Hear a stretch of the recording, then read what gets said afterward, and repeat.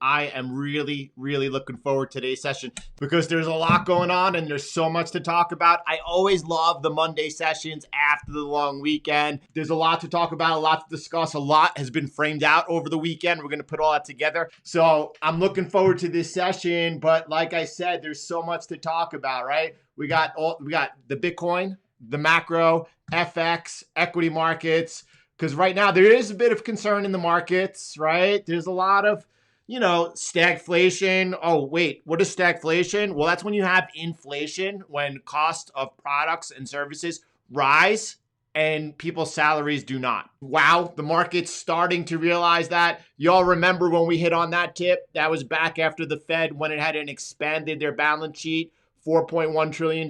We were like, no, that's not deflationary. That's uber asset inflationary. And we've been riding that wave and we'll continue, hopefully, to its completion. We got Evergrande fears in the market today. The market's definitely worried about that. And you can see over here, the markets, why not crashing? Definitely down. NASDAQ down 2.5% today. You can see it coming down towards the bottom area of support. Now, this is generally when everyone else starts freaking out that the markets are crashing.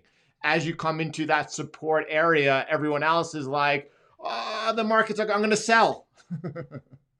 And if anyone was paying attention and wanted to protect themselves, we just let everyone know when was the time to be paying attention, when there was a sell impulse underway.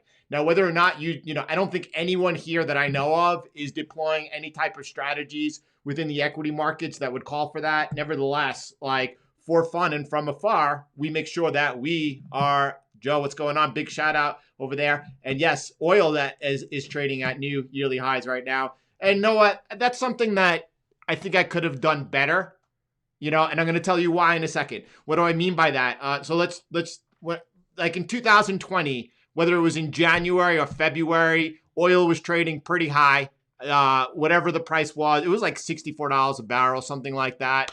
And we were talking about, hey, listen, my expectations that coming year were something like $55 or $40 a barrel, something like that. And then as things unfolded quickly, we started quickly lowering those price targets, $24 a barrel, then $20, and then ultimately $14 a barrel. It wound up going to zero. That was unforeseen. But after that, I stayed away from it. I wasn't like, when oil kind of regained itself, I wasn't like, oh, now is a good place or opportunity to buy oil. I stayed away from it. Part of the reason, maybe some of you have been through something like that in your past. Paul Tudor Jones, one of the quotes that stayed with me the longest, helped me out the most in my career. He said, after you have obscene gains, traders are very apt to give those gains back quickly. Normally, on the very next trade, you're kind of loose with it, right? You feel like, oh, that's free money. There's nothing free about money earned, right? And then you get a little bit loose in your risk and trade management. So I kind of after a big trade, normally step away. Boom, right? So anyway, but nevertheless, if I was, I would have liked to nail that to the upside as well, and I didn't. But anyway, so what are we looking at? What's next, or where do we begin? There we go. Thank you, Alan.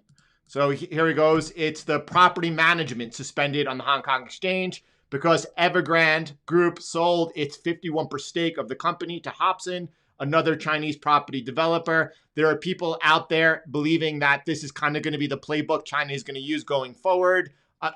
Again, I'm following from afar. Thank you for bringing out that kind of details over there, Alan. And Alan's work. Alan was also Solomon, right? CTM all day long. Solomon, who's always present here, puts in a lot of work and hard work. He also went ahead on his channel. I think he has millions of subscribers, showed Alan Au's work, and I was very happy to see that. Alan, I can share that video. You can just go to Solomon's channel. I'll share it with you. Send me a direct message if you want it. I'll send you. There he is. There he is. And he's covering Alan Au's on-chain analytics and just spreading that good word over there. So big shout out. CTM strong over here. We run with the best of the best. No question about that. All right.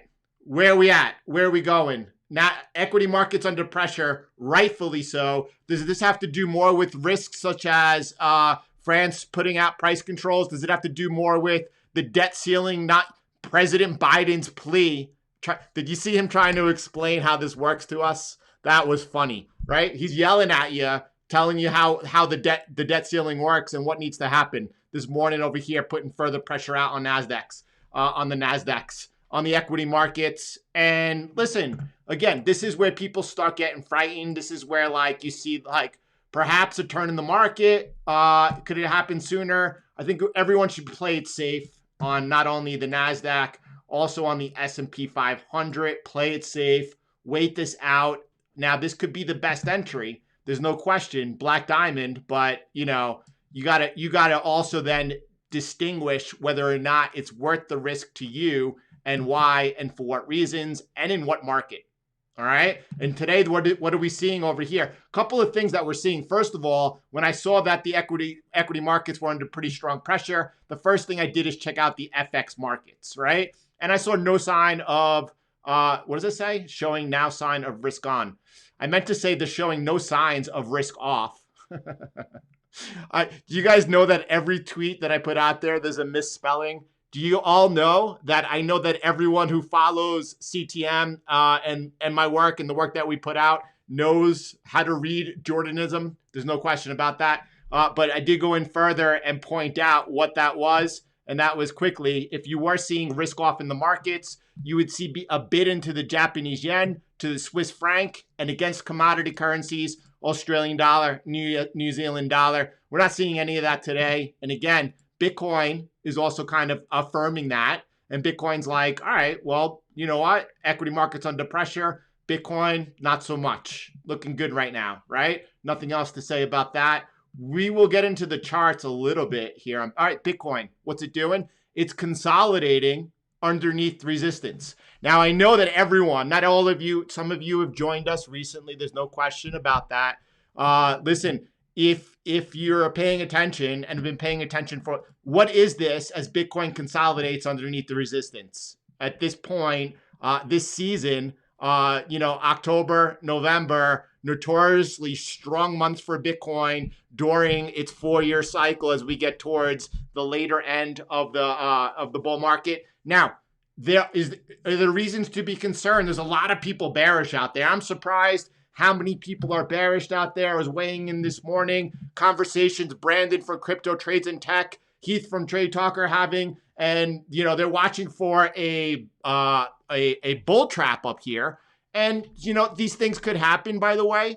There's no question this has the structure of a bear market. Only on Bitcoin, this doesn't usually play out like you have a 50% move followed by the up impulse and then a 70% move. Now, listen, this is where the 4-year cycle awareness really comes into play outside of any type of black swan. And there are black swans swimming around in all different areas, whether it's in the U.S. with the games that the politicians and the Bank of New York, the Federal Reserve, are playing, whether it's out in China and the deleveraging taking place in the real estate sector, whether or not it's in Europe and the energy crunch and crisis they're experiencing as we go into winter. There are lots of black swans swimming around, but that doesn't mean that the markets are crashing. And right now, the markets are not crashing. If we do see some type of breakage in the system, whatever that were to look like, for sure, Bitcoin will come under pressure.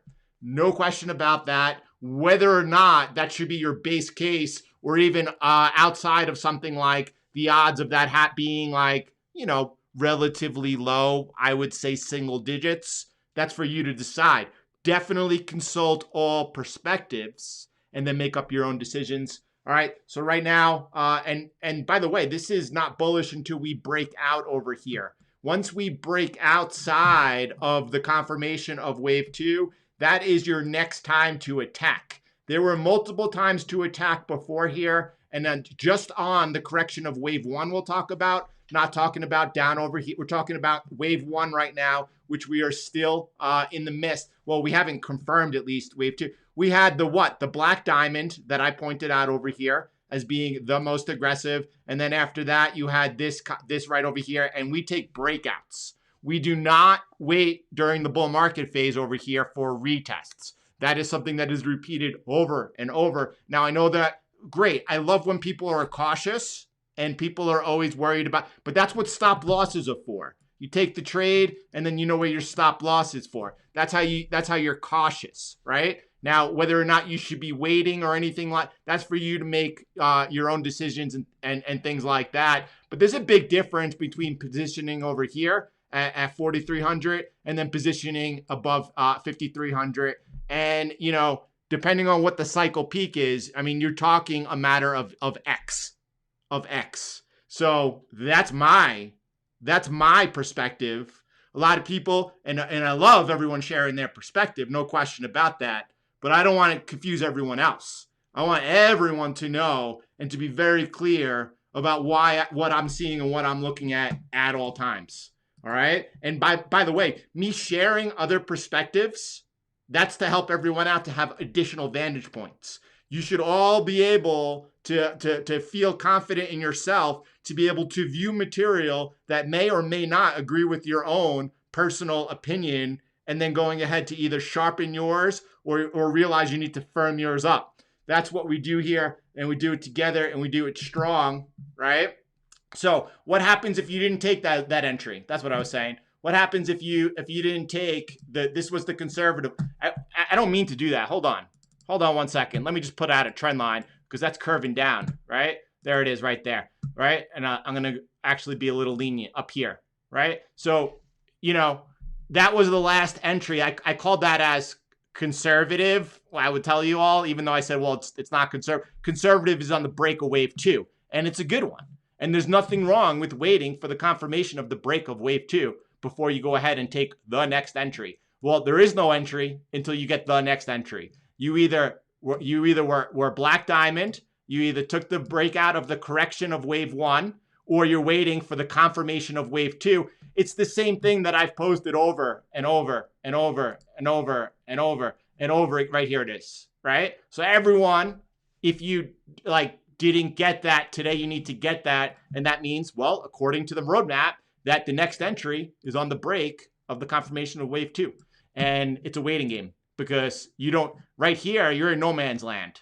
You're past the entry point and you're coming into resistance. You're consolidating on the resistance. That's so far a good sign. It's a good sign that Bitcoin is trading really well while the markets are under pressure. But at the same time, that doesn't mean that you just that's a bad entry right here in no man's land. You don't want to do that, and you're close into resistance. Whether or not we come back and we retest, I have no idea. And I've kept it as smooth and as clean and as clear as possible with this roadmap right here. This is it. So let's keep going. Everyone's clear on Bitcoin though, right? Boom. Good. So this was shared by Stuart. It's a great day for it. I think it's really important. I want to take a second to share it with all of you because these words are important to me because they're true. And I worked so hard to be able to navigate markets like this. Stuart saying, listen, ever since March 2020, no one I have followed has read it or called the macro more accurately than you. You nailed it from the beginning. I follow those who have a history of being correct. I'm grateful I found you when I did for everything you and all of CTM continue to do. Those words are very important to me. That's why I wanted to share it with all of you. By the way, it was equally as good how we positioned during the February crash, right? Crushing the entire crash in FX and on the S&P 500 in the markets. It was a master class as it is being continuously ever since. All right.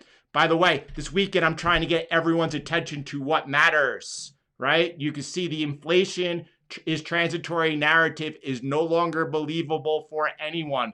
You also all remember that we were as early as possible on the inflation, right? It didn't take us a year and a half to realize that that's what was from the very beginning. That's what we took as signal. The expansion of the Fed's balance sheet and all central banks' balance sheet and the devaluation of the monetary supply. Point is, institution and funds, they should follow CTM. I love Miles, that photo you put out, that meme of that big foundation of CTM. And then on top of it, everyone builds their own unique house with their own style, with their own thoughts, with their own ability to think for themselves. And that's the best of the best right there. Thank you, everyone. This was over here provided by the tech dev is not real. When I say that, there's no way that a human could possibly put out this type of valuable content repeatedly from all different angles and everything like that. It's an AI. I don't know if it's from the future or present, but there's no question about that. And he's pointing out the similarities between 2013 and 2021. Not only I can't look at stuff like this. It'll get me way too bullish, right? I don't want to be bullish. I want to kind of like, what people don't realize is that I really manage my expectations. And I do that so many different ways because, let the surprise happen if the surprise happens. But anyone could go ahead and look at these two and see what's going on. And if you're not getting really bullish, you remember when we were before we broke the most important trend line in crypto, and I started measuring from the halving up until the mid-cycle breakout of the most important trend line in crypto, showing how we were outperforming. By the way, I like and prefer how Miles took that as his own. And instead of measuring to the breakout of the most important trend line in crypto, he measured to that low to where the golden ratio was. I think that's better. And I love,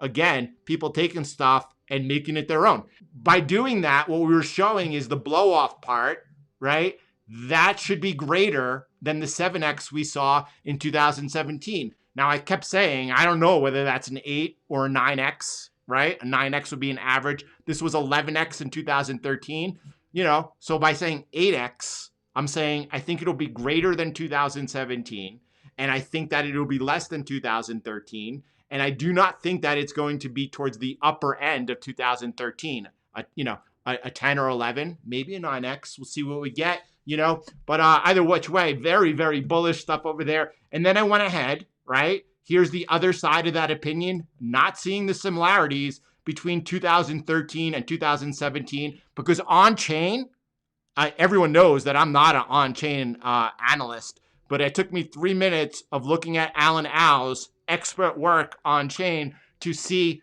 a few different similarities between 2013 and 2017. Here you could see it in another way. You could see it through price and in many different ways, but you should hear and understand the other side of that if you want. And here's Willy Woo just a few days ago on what Bitcoin did, talking about how he doesn't see any similarities. Let me take 1 second today. I think it's very appropriate. I rarely, and the reason it's appropriate because over the weekend, people, let's call it as it is, I really hear people talk about how CTM played this part of the cycle best of all. Getting neutral, May 13th and 14th when unclear. This is when, by the way, the first time stopped taking trades ever since the technical breakout. So from here, up until here. Boom. Right? And then like get neutral. All right, let's keep going. Listen to this and watch this because this is going to click for a lot of you. Already slayed the upside like no other. And then we called the first and only repair out of the bottom, time-stamped on the doc and video. What do I mean by that? You remember over here on our top, when we made the current momentum, Bitcoin's current repair in place? This is the video right over here where we call it out as it happens. This is, by the way, Bitcoin on the technicals. Looking at Bitcoin being rejected by resistance. I wanted you to take a look at what we've been doing on Twitter. This is when Bitcoin and the fear is the highest and the hardest. Not only do we go ahead and call out the first and only repair, right? The next move that happened was after that out of the descending wedge, right? The next time we looked at something, but also at the same time, bringing everyone's attention to what comes next, the new all-time high, and setting up for that and talking about what the narrative would be to get us there. By the way, the breakout of the descending wedge also happened to occur at the very time that we broke out from this descending wedge. This is when Elon and Jack talked about, again, oh yeah, Bitcoin incentivizes clean energy. Kathy Wood of ARK Investments setting up the whole public display, right? And, anyway, just want to make it known and make it clear.